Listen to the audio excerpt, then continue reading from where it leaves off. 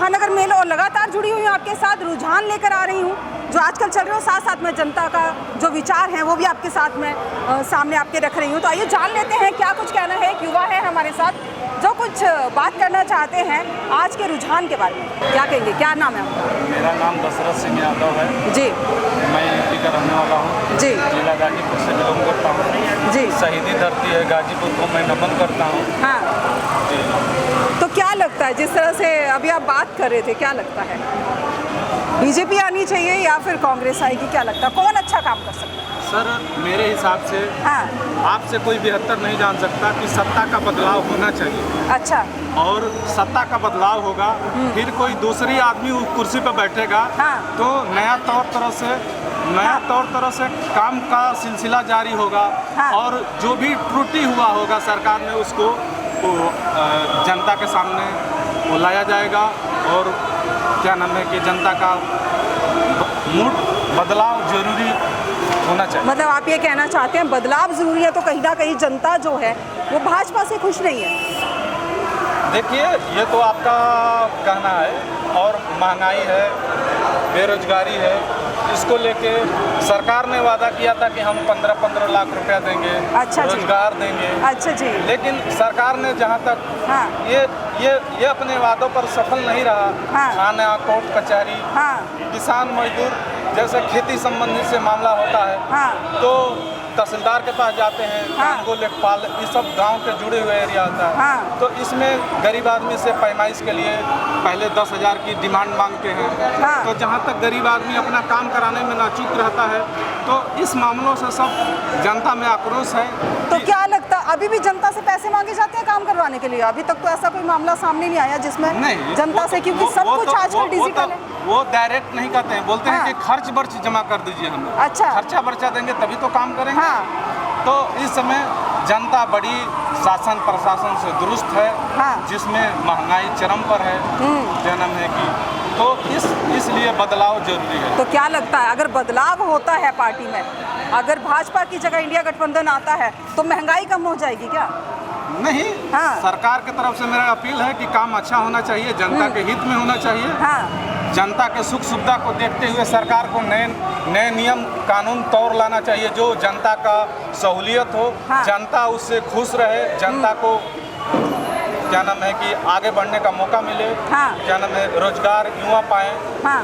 फैक्ट्रियाँ लगाना चाहिए देश में। हाँ।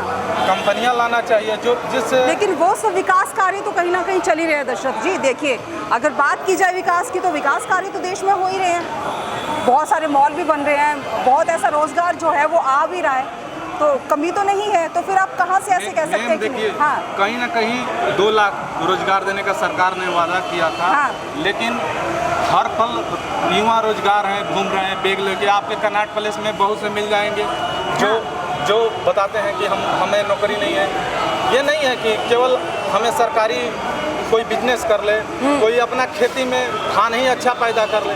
तो खेती में तो कभी ये होता है कि कभी बाढ़ आ जाता है तो कभी सूखा आ जाता है। हाँ। किसान इस तरह से परेशान है। हाँ। हम जहाँ से आते हैं तहाँ 80% लोग खेती पर गुजारिश करते हैं। लेकिन उन किसानों के लिए भी कहीं ना कहीं देखा जाए तो भाजपा ने कुछ राहत जैसे सहयोग देते हैं वो कुछ राशि का, वो भी उन्होंने किया हुआ है। मैं भाजपा का नाम नहीं लेना चाहता हूँ। हाँ। मैं सरकार जो 2,000 रुपया किसानों को खाता में रुपया देती है।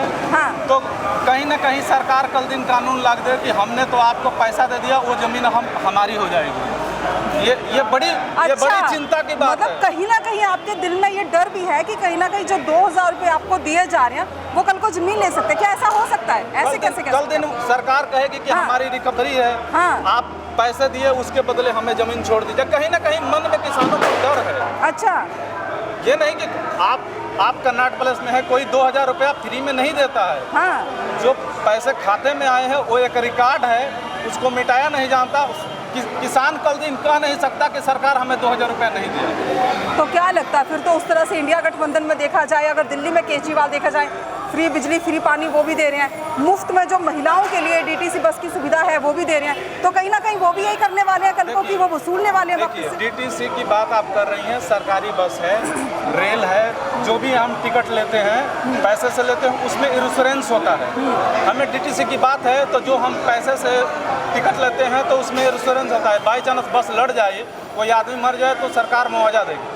लेकिन जो फ्री वाली बात है ये तो अच्छी बात है, लेकिन उस टिकट में इंश्योरेंस नहीं होता है। अच्छा, दूसरी बात, बिजली पानी जो मुफ्त में दे रही थी अभी तक दिल्ली में केजरीवाल, अब उन्होंने बंद कर दिया, तो क्या लगता है कि उसके एवज में भी, जैसे आप कह रहे हैं कि किसानों को 2000 रुपये दे रहे हैं तो खेती अपने नाम करवा लेंगे, तो ऐसा भी तो हो सकता है ना कि फ्री बिजली पानी देख के कल को दिल्ली की जनता से घर अपना करवा लें। देखिए, दिल्ली में जो बिजली पानी बिल की बात है, हाँ।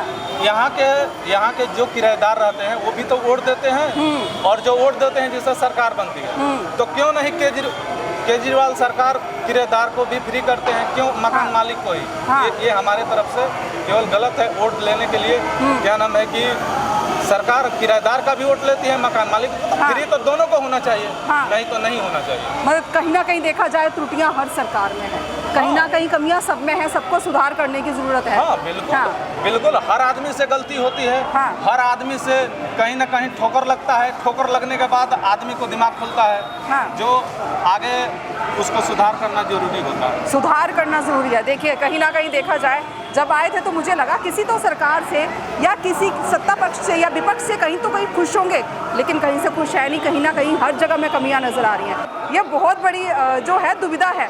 इन्हीं सब तमाम खबरों के लिए जुड़े रहिए हमारे साथ, देखते रहिए महानगर में।